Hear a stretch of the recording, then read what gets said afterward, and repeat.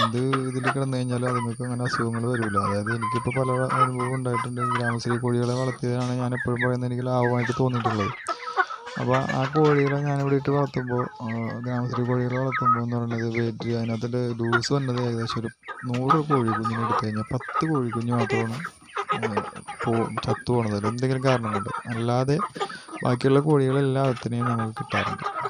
അതേസമയം സാംസോൺ എടുത്തതിൽ ഫസ്റ്റ് എടുത്തതിൽ മാത്രം എനിക്ക് 50 കുഞ്ഞിനെ കൊണ്ടുവന്നില്ല. 42 കുഞ്ഞ്, 48, 42, 41 കുഞ്ഞിനെ ഞാൻ കൊടുത്തു. അത് നല്ല ലാഭമായിരുന്നു. അത് തൂക്കം 2 മാസമായപ്പോൾ തന്നെ ഞാൻ കൊടുത്തത്. 2 മാസം കൊണ്ട് 1,600, 1.5 കിലോ ഒക്കെ തൂക്കം വെച്ച്. അപ്പോൾ അങ്ങനെ കൊടുത്തത് ലാഭമായി.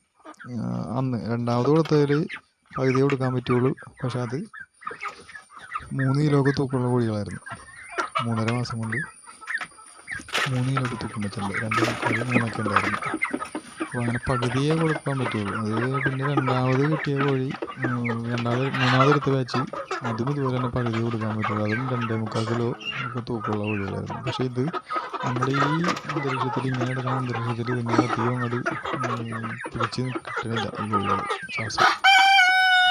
സാധാരണ ഇതിനിപ്പോൾ വേറെ എന്തെങ്കിലും പരിപാടി ചെയ്യേണ്ടി വരും. കാരണം നമുക്ക് ഇങ്ങനെയായിട്ട് ഏത് കാലാവസ്ഥയിൽ, ഇതായിട്ടുള്ള കാലാവസ്ഥയിലോട്ട് വളർത്താൻ പറ്റുന്ന കോഴികളാണ് എപ്പോഴും എല്ലാവർക്കും നല്ലതെന്നാണ് എനിക്ക് തോന്നുന്നത്. ഞാനതാണ് കൂടുതലും ചെക്ക് ചെയ്തുകൊണ്ട്